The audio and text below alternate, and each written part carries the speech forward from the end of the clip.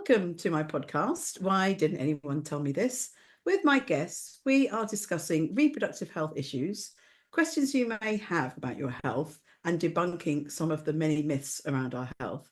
And in this series about embracing age, today it is a total pleasure to be speaking to Bukky Ayoade about your vibrant midlife in the podcast series about embracing age.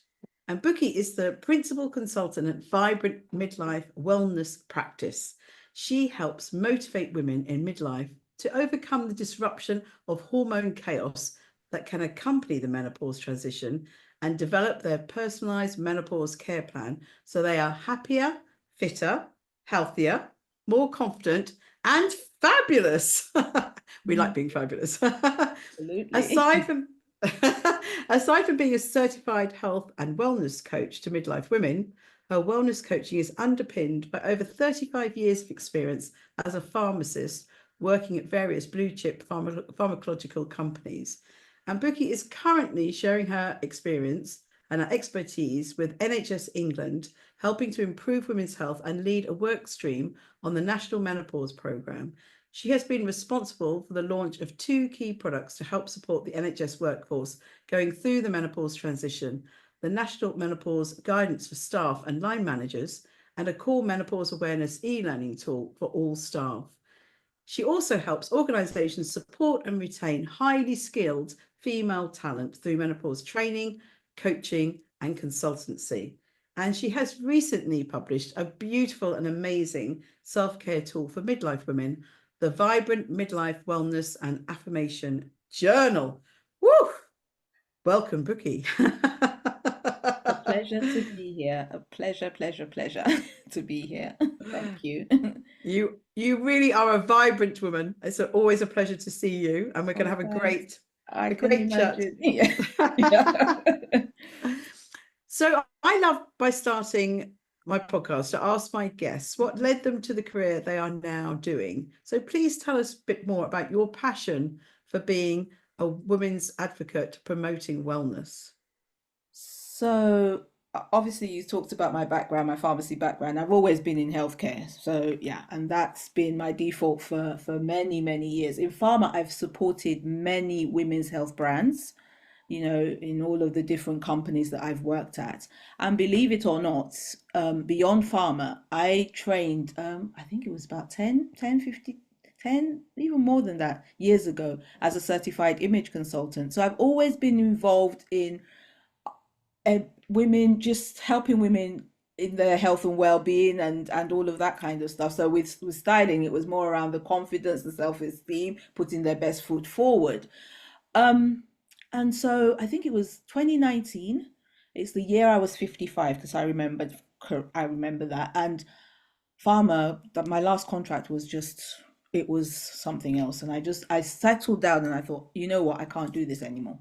I need to know what it is I'm going to do for the rest of my life. So I made a conscious effort to take time out. I did that and I worked with a career coach, and she was one of our medics in pharma who I'd worked with at AstraZeneca and we'd worked quite closely, and I knew her really well. She was a really brilliant leader, but she'd pivoted out of pharma into executive coaching. So I called her up and said, I need some help. And so I was meant to have 3 sessions with her. I had 2 sessions with her and was able to crystallize, okay, this is what I'm going to do. And it was work with women around my age, still work in healthcare, and then just support them in that way. But I thought, okay, yeah, I'm a pharmacist. I can do that. I can do that. I can do that. But I had some other colleagues I was in network with. They are lifestyle medicine physicians, and one of them, she's also a health coach. So I said to her, I said, what can I do? And she said, oh, she recommended this health coaching certification. So I did that. Yeah, and that was how I pivoted into supporting midlife women with their health and well-being and all of that. And then the menopause came through as well. So I did all of that back end of 2019. 2020, obviously I'd gone away for about 3 4 months. I was back in the UK. I wanted to go back into pharma, but of course the pandemic hit, and it was a case of there were no contracts, there was nothing. So I'm like, okay, so what do I do now? And it's like, oh, those papers that you wrote, and because I with Katrina we did a whole lot of mapping, and this is what it's going to look like and all of that, and I just brought all of that out, and that's I launched Vibrant Midlife in the pandemic in June of 2020. Wow. Wow. Yeah, started coaching women, doing all of that, and then this NHS role came up, which was too good to pass up on. And so yeah, I've been at NHS England since October 2021. So I do I have I wear two hats. We would like lots of hats. And I must say, so interviewing 50 women over 50 for my next book, it's amazing how many of the women had this transition as you have, Mm, doing one job for many years and mm, in their 50s thinking, actually, I don't want to do this. Let's mm, change. And that mm. change is amazing and fantastic that you got some great advice to Yes. take that change on board. She was amazing, because she really asked some really piercing questions. I mean, I think because being a professional, I value professional input into what I'm doing. So I would always seek out, and help in some way. But yeah, she was. We booked 3 sessions. After session 2, I said to her, I said, Katrina, you can gift my last session to someone else. I don't need to come, because one day as I was driving out of her house, I just had it's like I had this download, and I just started. Yeah, yeah, it was good. Fantastic. And Bukky, you are one of the women I have interviewed for my book. It was a total pleasure to chat to you about all the questions I was asking. Mm, And we are a growing group of women over 50 who want to encourage positive aging. And this is the first question I asked you during the mm. book interview. What is your view on aging? So I personally, my view is it's a privilege to be alive at this time. I I've never had qualms about my age, if I'm honest. I guess I I always say possibly because I don't look my age, but even so, I it's not something that bothers me in any way at all. And for me, I focus on embracing my advancing years, making the best time of the life that I have, live well, age gracefully, be happy, and just enjoy life. I think honestly, that is my approach. And I'm not saying it's all bells and whistles and rainbows and unicorns, but that's my default. Beautifully put. Thank Absolutely you. wonderful words. And you call your work the Vibrant Midlife, but there are many women, or some Mhm. women, who do not feel vibrant at this stage of their lives. So, how do you think we can change this? So one of the reasons why I called our organization Vibrant Midlife was obviously when I was looking to put the organization together. I worked with a branding consultant, and if you Google midlife, the first thing that comes up is midlife crisis. And I said to her, I honestly I remember saying to her, I said, I need to promote a different narrative around this phase of life. So we obviously put, she did some, okay, what words and this, and then we just put vibrant midlife together, and that was it. And I said, yeah, I'm going with that. So I would say to women, I appreciate that not we all don't have, I mean, the best experience at this time, but it is possible to have a vibrant midlife. It's not a destination, it's a journey. I start with mindset, because as we think, so we are. When we can have good thoughts, when we know, we look at our symptoms or issues at this phase of life, approach it with a positive, a solution focused mindset, we can come up with the solutions. Close your ears from all of that noise that's out there, because there is a lot of noise, but seek out solutions with the right support. Give yourself grace and patience as well. Tackle one thing, then the next, and the next, and the next, and things begin to fall into place. Well, that's been my experience. More wise words for sure. And you and I are both big fans of looking after our lifestyle because be vibrant, Mm-hmm. our health is really, really paramount, Mm-hmm. obviously. Mm-hmm. So why is lifestyle so important as we embrace age? So when I go out and give a talk, I have this quote. I say our physical, mental, and spiritual those pillars support our life's purpose. So we need to prioritize them.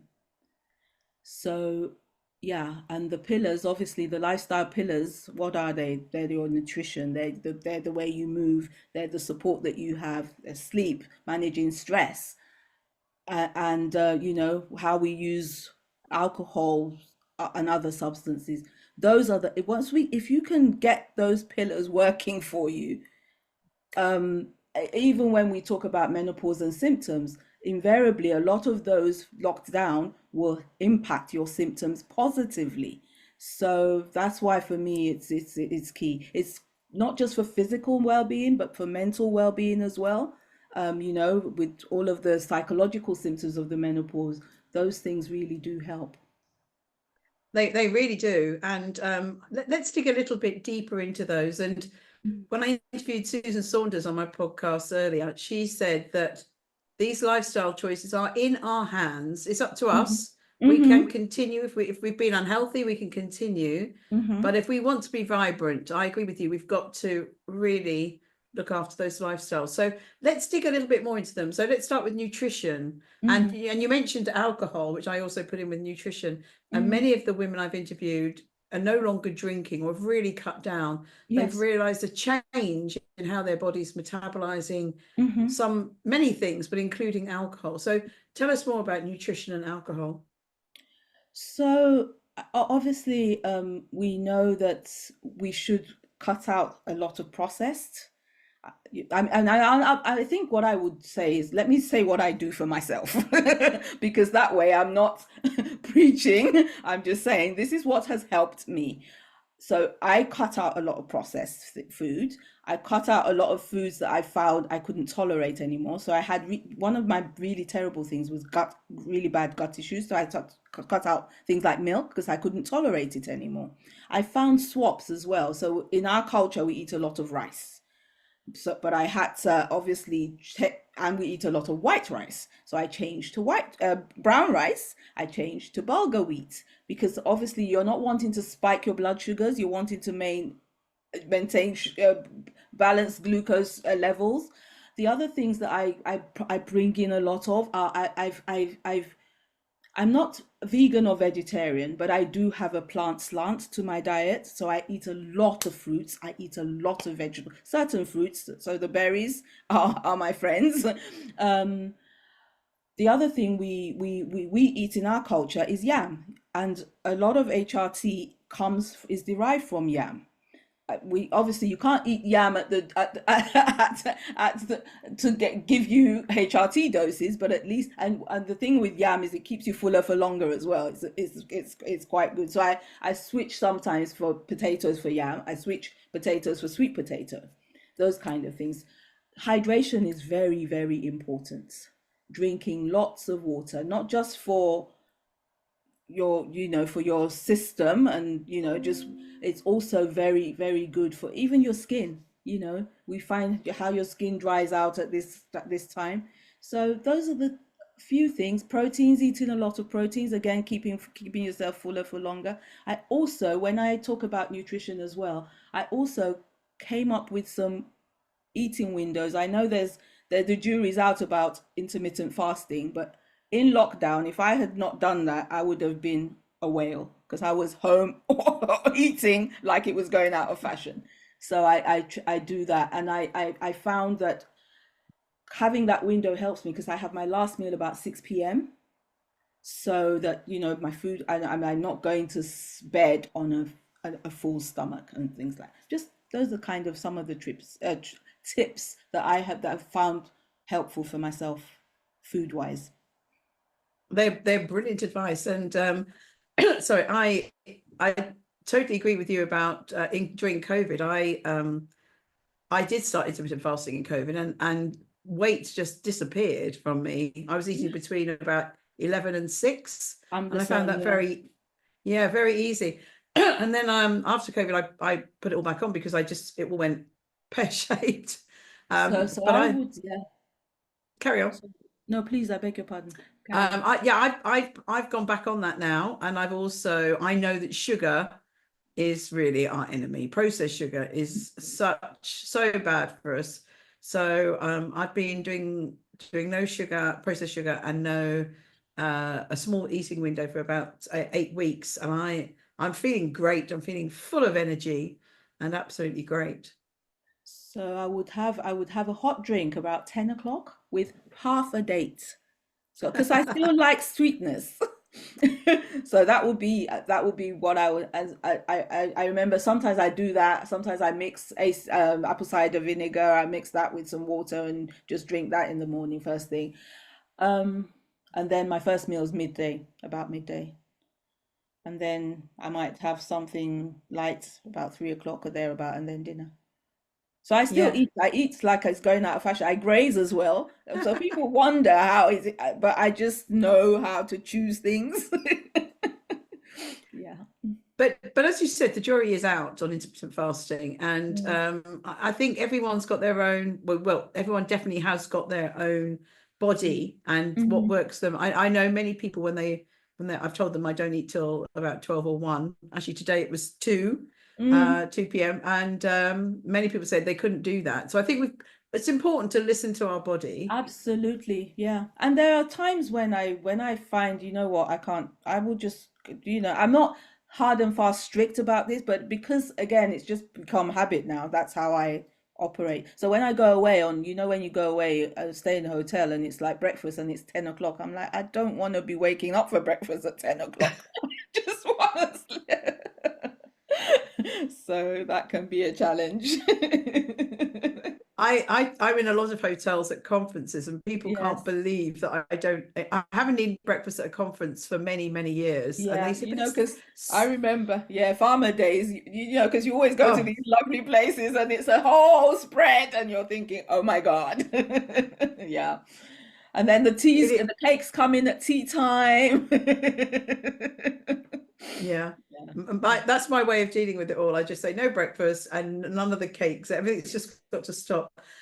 Let's move on to movement. So you mentioned movement, which Mhm. obviously is so important, but so many women have not quite got there yet. So what Mhm. advice would you give about movement? I'd say, first of all, I always say, because there's, do this, do that, do the other. I'm like, do what you enjoy, because that way you're probably going to sustain it. I'd say also if you're not someone if it's a person that's not had any movement in their life, I would typically recommend getting some support initially just to get started, to get you started. The support is there to get you started and also to keep you accountable. I find I what I do is I walk. It's free. I don't have to think about it. I just walk. So that's an easy one to do. There are, I think there's what's that one called? Couch to 10K, Couch to 5K. There are those kind of program, Couch to 5K. There are those kind of, I think there's an app, there is actually an app on the App Store for whichever program, which is quite easy, and it gives a gradual build up to doing stuff. But as I said, if it's what you enjoy doing, obviously, in terms of other exercise that we need to be doing, we know we need to be doing resistance, be that weights, be that bands, be that Pilates. I know that Pilates stretches, I know when I used to do all of that quite properly, I mean, they just help you tone up as really, really well, give you good posture, actually give you a sense of just a real boost in terms of you're really straightened. Yeah. So those are the things I'd say I found. But please, please, please just do what you enjoy. Again, shut out the noise. Find out what it is you like. Be that it could be swimming. It could be dance. So I'm trying to see if I can find a Zumba class right about now because I enjoy dancing, and I think yeah that will be helpful for me. So yeah. Yeah, I've heard a few women say that they do it because they know they need to do it, but they don't enjoy it, which I think is a real shame. Yes. I think it's a shame. I do classes that I really enjoy. I'm literally whooping and smiling through the whole thing. And I've, we see all these myths. I've heard that older women shouldn't be doing high intensity classes, but I love high intensity classes. I love getting through that wall and just sort of takes me Well, I guess, flying. yeah, I think I find I'm not too sure about the impact on joints. So that's why I kind of like to go gentle myself. I like to go gentle.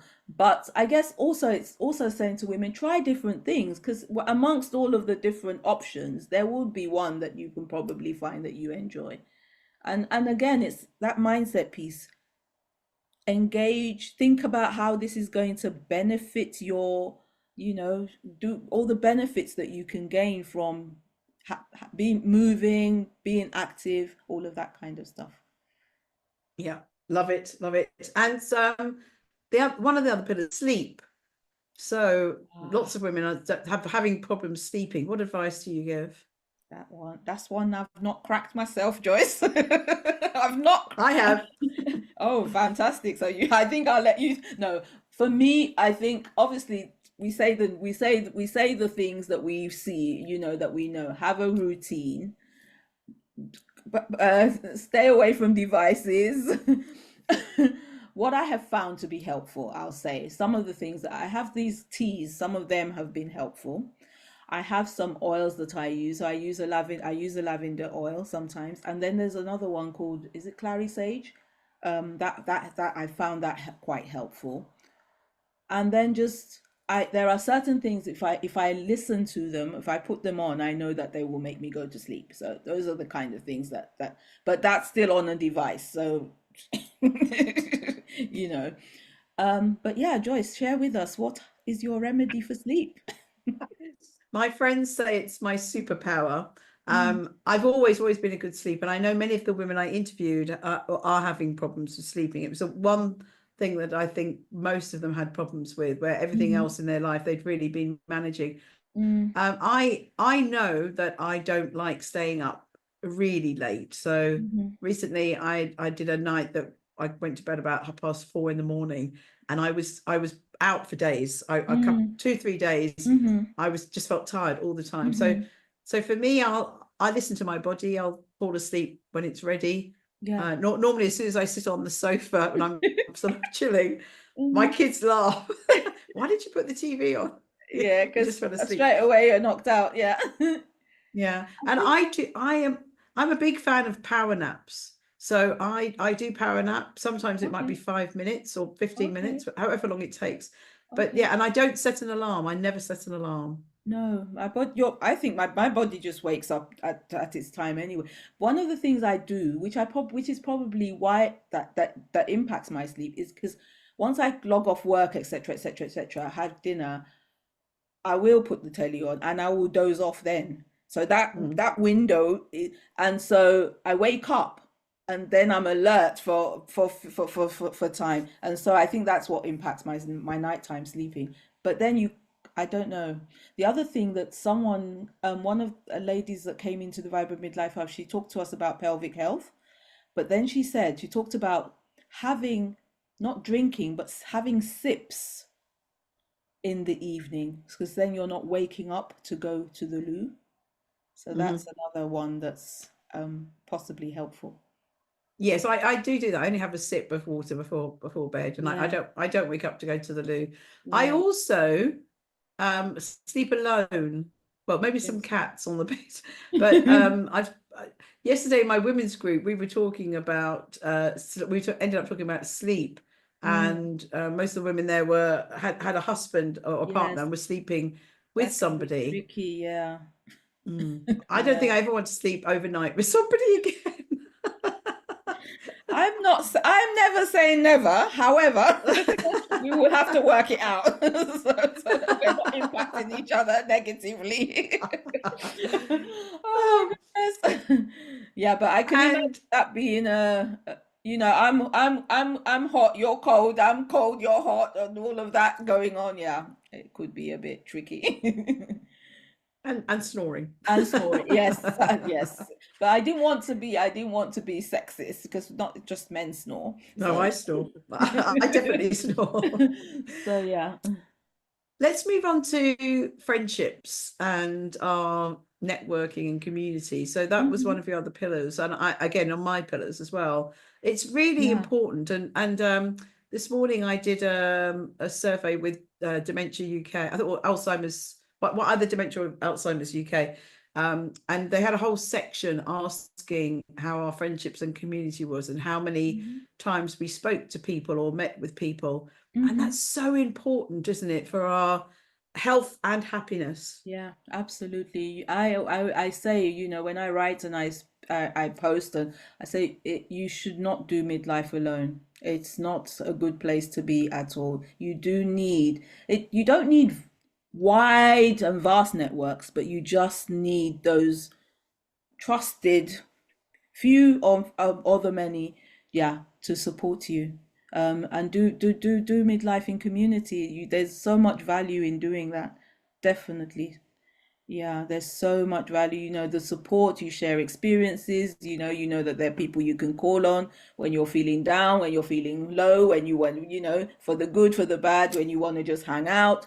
I mean, you spoke to you're single, I'm single. Sometimes I just want to hang out and you're thinking, I have a couple of girlfriends. I just say, oh, should we just go out for this or should we do this together? Take trips away, and so on. Otherwise, yeah, life can be life's tough anyway, so just make it easier for yourself. Hang out. Yeah. Hang out, share Hang it. out. And the last of the lifestyle choices was our mental health. Mhm. So, what advice would you give people who are having mental health issues? um I think is to if it, I don't I mean this now depends. Obviously, if it's a diagnosed condition, it's work with your healthcare practitioner, obviously, and but then find things that will help you eliminate stress from your life. That's number one. Ask for support, ask for help, and then, you know, get involved in some in things that help you relax. Get involved in self-care as well. You know, give yourself grace and patience because, there's a lot going on. Create boundaries as well. And yeah, just invest in yourself and your self-care. I find walking outdoors, being out in nature I find that clears my head a lot. Be that just walking out at the park, in the woods. I love water. So, and yeah, just create time and space for yourself, really, is what I'd say. Yeah, there are definitely being in nature is a beautiful way to clear your head. Yeah. And I know you're going to laugh at so cold water swimming. Yes, I know. I see that. It's not happening. Joyce, it's I'm, not. I'm going to work on it. I'm an But African girl. I love the sun. but it is something that really clears our head. I mean, we come away from a swim and I'm always so calm and Okay. light. So can a cold shower replicate a cold water swim? I don't do cold showers. We'll have to ask someone that does cold showers. I don't think I think part of it, Bukky, is actually being in nature. I Um, see. Okay. yeah, Yeah. and we Okay. know being in nature is great. Now I'll you've yeah, carry on. I'll do it. I'll do it via osmosis, via yourself, Joyce. Because I just think I see you and I see all the and I've actually watched programs and I think I could not imagine jumping into a cold. No, no. But what's important with these five pillars is doing what's right for us. Absolutely, it's absolutely. it's so individual, and I think Yeah, that's highlighted. yeah, Do what brings you pleasure, not what brings anyone else pleasure. It's all about yeah. you, Mm-hmm, for mm-hmm. sure. Definitely. And before we go into more of your work, I just wanted to mention role models. Mm-hmm, So the last podcast I did was with Rachel Peru, and we were talking about the importance of on social media, people following inspiring women who are great role models. And you're one of those. So what's your thoughts about how I think we should all fill up our feeds with these great role models who are Mm. motivating us, inspiring us? What do you think? Yes, definitely. I, but funny enough, I don't know. I, there are women I admire, don't get me wrong, but I don't know that if you pinned me down just now and said, who are your role models?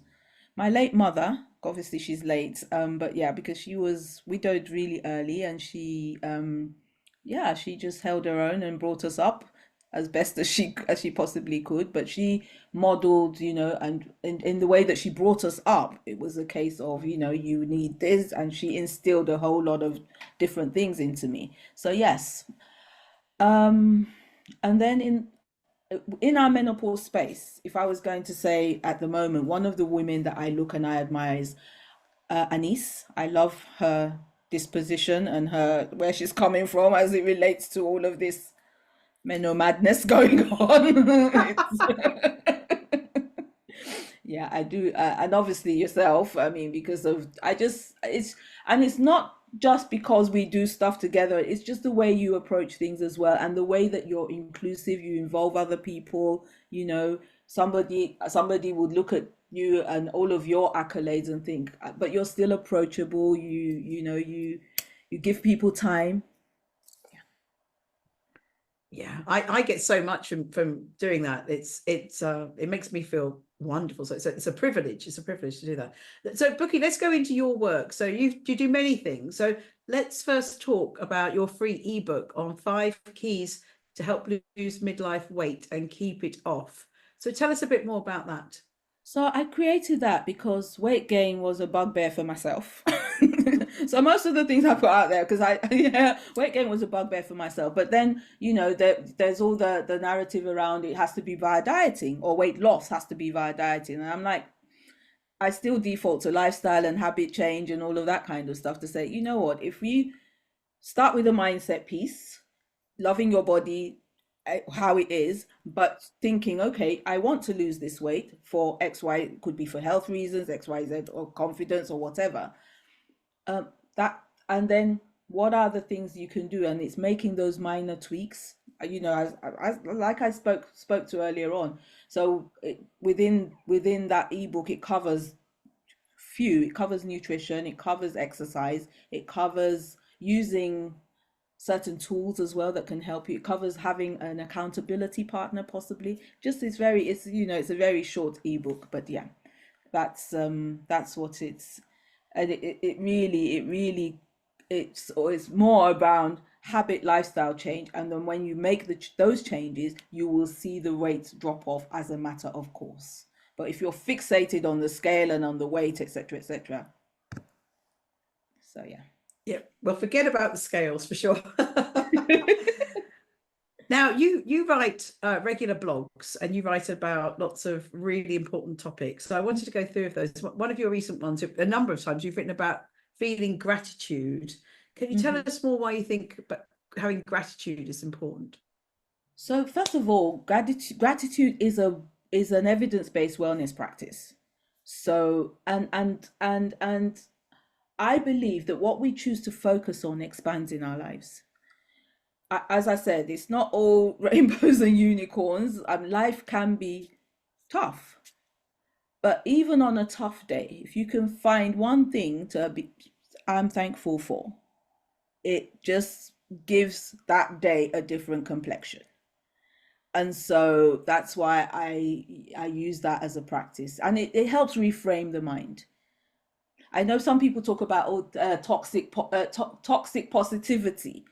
I'm like, if that's what it is, but I will embrace gratitude. I will be thankful for, because where you think you are, and you are not, someone's looking at you thinking that's where I want to be. So even that is something to be thankful for. It's we there's a lot going on in the world at this point, and we are in good places if we really really look at things across the board. Yeah, I agree. I've been told that I'm too gushingly positive some of the Mm, times, and mm, there are women struggling and just hearing my positivity all the time is quite toxic to them. But I think having that gratitude is really important. And you also recommend affirmations. So can you tell us about affirmations? So again, it's speaking what I want to see in my life rather than what's going on. So, and that's, I mean, within Vibrant Midlife, I think you're well aware that Vibrant Midlife is an evidence-based practice, but we are a faith-based practice as well. And so affirmations comes from speaking the word, speaking what I want to see, speaking that positivity, because our words create our reality. So yeah, that's one of the things that I cover. And yeah, and I cover it in different ways actually, within the journal, but in my own personal life I say these things because, so something around, someone might feel anxious, you counter that. uh, we there are verses that talk about I will be anxious for nothing. And so, I just recite that, and I use it actually. We call them breath prayers. So you would recite the affirmation, you take a breath, or you have a verse, and you take each line will be speak and breathe, speak and breathe, speak and breathe, and it just helps calm you down sometimes as well. Yeah, that's very good advice. And let's talk about meditation. So why is that important? And do you have any tips? So you know how we spoke to mental health before. I'm not brilliant at meditation, I'll be honest, because I can't sit still for 2 seconds. But it's something I'm trying to do more of at the moment. And so I feel that yeah, it helps with the head, definitely. And again, it's focusing on as you choose to. I mean, I'm hoping that anyone that chooses to meditate will be meditating on what is good, again just bringing that goodness into our lives. So what I use an app, actually I use a meditation app which I have found to be helpful. It's called Soul Time, and it covers a range of emotions. So then it also, we talked about sleep. Soul Time has some sleep stories on there as well, so it's one of the things that I can just put on in the background and listen to and drift off. So yeah. Yeah, I think it is a good use of technology. Yeah. I know it sounds counterintuitive, Mm. um, but for me, the meditation apps have really changed it for me. So I Yeah. use the Calm app, and Yes. I try to do a meditation every morning. And then if I don't, I think, wow, could I really not give 10 minutes Yeah. to do a guided meditation? Absolutely. And they are And guided. You really don't have to do much. You just need to sit still, focus, listen, and breathe. and I yeah, breathing's good. And I'm with you. If I do have trouble, if I wake up, I don't have trouble falling asleep, but if I do Mm. wake up, putting Mm. on one of the sleep stories, the Mm-hmm. Calm app also has sleep stories. Mm. I know I don't know what any of the stories are about Mm-hmm. because I've nodded off. I've Exactly. Yeah. Yeah. They are quite helpful. They, as you said, it's a very, very brilliant use of technology. Yeah. Yeah, but it does mean you have your phone in your room, which is I know. with with at the beginning of this series about embracing age with Kate Codrington, she Okay. talked about the Nidra yoga meditation, guided meditations. Yes, I think she's And got some of those of her own, hasn't she? yes, Yes. yeah, and there are lots on YouTube, so you don't need to have an app. And on Saturday mornings we go swimming by a beautiful lake, and Okay. we then do a little Nidra meditation, Oh, and amazing. I'm so calm. Oh, amazing. I You know, wouldn't with the recognize cold me. water and then that just it's just like, oh my God, that must be good. That must make you feel really, really good. I It can does. It's a imagine. great, Yeah. great way Maybe to start the maybe weekend. what I will do is I will come to your area one of these days. I'll buy one of those those tankini things that people wear to go swimming. Yeah. That covers everything, so I don't feel cold. Maybe I'll try it in that one of those. Oh my goodness. I'm going to hold you to Maybe I said. that. Everyone heard. Now, tell us more about your website, and also you do workshops. So tell us about the workshops. So, um, yes, the workshops are menopause awareness, but what we do is we try and create a space. So I don't have large groups, just so that women can connect, they can get, some focused time. I also always try to bring in a medic, so a medic that specializes in menopause, because again, so that I know what I know, but there might be questions around HRT, there might be questions around my prescription, or a bit more. So I try and do that. And the reason why we try and keep our groups small is so that we can get women to connect, and we can support them on a deeper level. We're also building a fun element. I love to build in a fun element. So it could be, there'll be a nice venue, good food. We build into our agenda time for women to actually connect, because it's not just about, so it's again forming. And a couple of things we've done. One we had someone come and talk about oils, and they were, women were, they were using the oils, and just in pairs. And this last one we did, we had someone come in and lead women, like a sip and paint type session we had. And yeah, they what we're at the moment, I'm just looking at all of my offers towards the back end of this year, so that I'm trying to, because you know how it is with time. So I'm just trying to streamline everything. I would like to take the workshops actually into organizations, but we'll see. So I'm just trying to streamline and refine what I'm offering, and that will come out in 2025.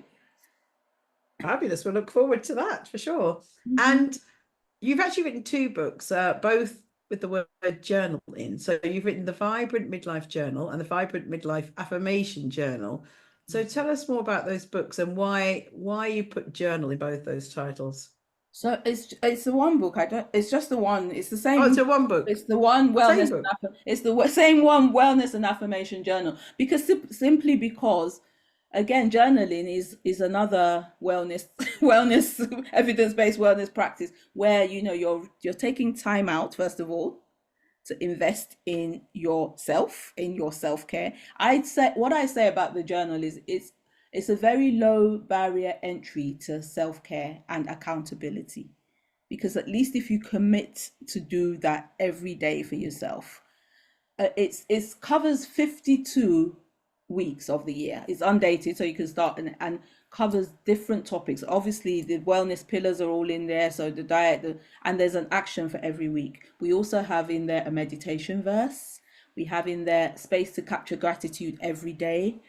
And I just felt, I don't know, this was right at the very start. I just wanted to create something that women could sit with, invest in themselves, and yeah, but also not just right, but something that prompts women into action as well. And obviously covering all of those pillars. So yeah. Terrific. And Bukky, we first met, well, we met a couple of times, but then you came to me quite a few years ago where we had done a survey of Mhm. asking women about menopause many, many years Mhm. ago now. And it Mhm. was mainly filled in by white middle class women, unfortunately, Mhm. which is a very common problem. Mhm. And you came to me and you said, we need to do this for Black women. And Yeah. I was like, wow, yes, we do. We do. Very few Black women filled in the survey Yeah. originally. So we Yeah. did that. Mm. And we've submitted the paper for hopeful publication soon. Mhm. So why did you think it was important to specifically ask Black women their views about menopause? So it was a number of reasons. Obviously, in my line of work, especially with Vibrant Midlife, my community is majority Black women. It's not exclusive, but it's majority Black women. And I could sense that there was not as much engagement. So someone like Nigel and I, we kind of started out, well, he's been obviously doing his dietitian stuff for forever, but he started Harley Street at Home in the pandemic. We started similar time. And you can see how other communities are engaged and they coalesce around. And our community, our women are no different. They need this information. They need to be aware. But I could see that things were not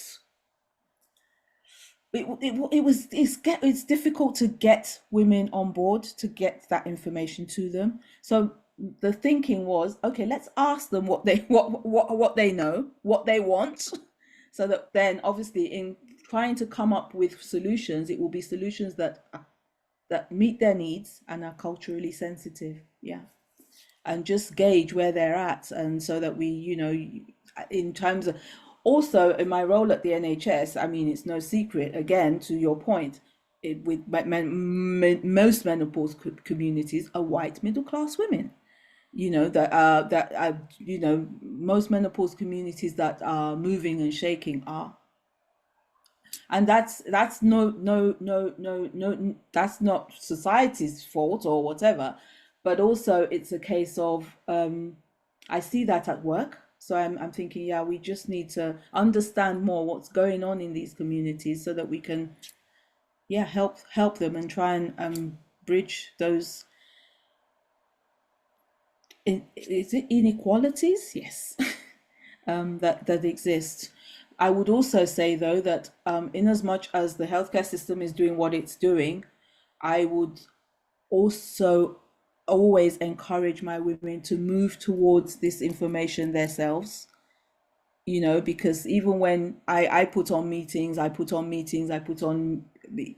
month I put on a meeting, our women sometimes they just don't show up for themselves. So you can't necessarily blame when you say, "Oh, this is not working, that's not working for me." When I mean, I'm a black woman, I'll put on a meeting, and sometimes people don't show up. So I would also always encourage our women to move towards this information because it's vital. We all need it. Yeah, we do. We do really need it. And you mentioned your work with the NHS, where you're supporting women in the workplace. Can you tell us any more about that?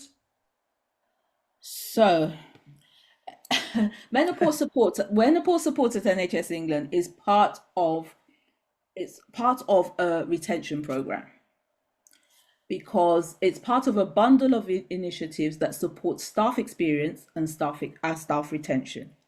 Because the NHS workforce is 1.3 million strong, 75% of that 1.3 million are women. So we know that we need to support our women going through the transition so that they can stay within the NHS and stay well, so that we can continue to be proud of that wonderful service, and our women can deliver excellent service and patient care. So yes, it's and what we do is, obviously, the program we have it's a national program, so we've got strategy coming through there, but we've also created a number of products. So you spoke to those products. We've created documents and products nationally, and then we support and encourage our local NHS organisations to implement menopause support as well. Again, as part of our retention initiatives and priorities. You've possibly heard of the long-term workforce plan, and we've heard of Lord Darzi that was probably going to morph into a 10-year plan coming through. A retention is a problem we need to keep. We need to keep the workforce ticking over and keep older women in work. And I caveat that because when I say women, we always caveat that with the fact that the NHS is an inclusive organisation. We are aware that not menopause doesn't just affect cisgender women. However, they are the majority. So we know that people of other gender expressions experience the menopause. We know that younger women experience the menopause, but I speak to the majority. So yeah, so we have our products. We have a couple of modules, a core module, an occupational health module. We're about to launch a different module for people professionals. We've got the national guidance document. We have the self-care fact sheet. There's a whole clinical piece of work that will happen around the optimal pathway toolkit. So this is a toolkit that's the intention of this toolkit it is going to be for non-specialists, non-menopause specialist clinicians, so primary care clinicians, pharmacists, nurses, GPs, So yes, so a lot of work going on around that, and now menopause sits within, it's co-sponsored between the workforce directorate and the nursing directorate. So it's part within nursing, it's part of a bundle of other women's health items that are coming through as well. And we've got our first national clinical director for women's health. You know her, Suman, yeah? Yep. Yeah. Yep. Yeah. Yep. So Fantastic. Fantastic. So, Bukky, what's next for Bukky? I spoke about Vibrant Midlife. So next year will be 5 years. So we're refining our offers. So we'll come out with those hopefully early next year. I'm hoping I want to put on an event, our 5 year event. I have a milestone birthday coming up in December, so that will be fun and games. 21. I'll be 21 in December. That will be fun and games. I'm looking forward to that. Yes, I'm looking forward to that. And what I've put down, in my head, I said I'm gonna celebrate my birthday every month next year. I'm gonna be doing something to celebrate. I'm celebrating my birthday for the whole of 2025. Yeah, so those are the things I've got planned. So yeah, once I refine these offers, I'll put them out there. So it will be mainly some workshops, some, but yeah, they'll look slightly different. And yeah, I want to put on this event hopefully in the summer of next year as well. Fantastic. So keep posted. I agree with you. Drag it out for the whole year. I did. I didn't do it every month, but I did a Um, lot. My kids kept saying, "Are you still celebrating your 60th yes, yes, birthday?" yes, I am. Yes. Yes, make the most of it. And Bukky, so I've called the podcast "Why Didn't Anyone Tell Me This?" Have you heard Mhm. people say this? What did they tell you?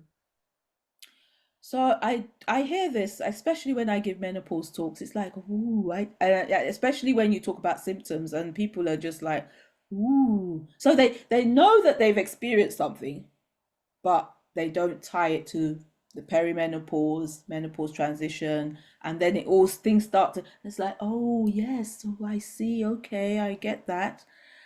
So definitely a lot more work to be done around awareness, especially in our community.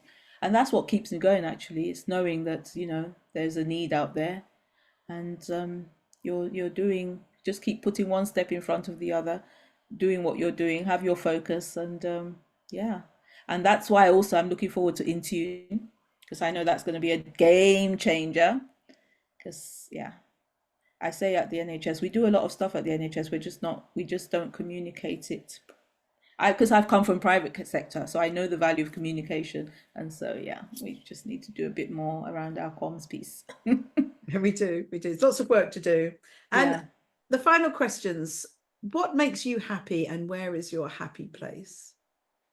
So, I love good food, great company. I love travel. And so, my happy place is the sun.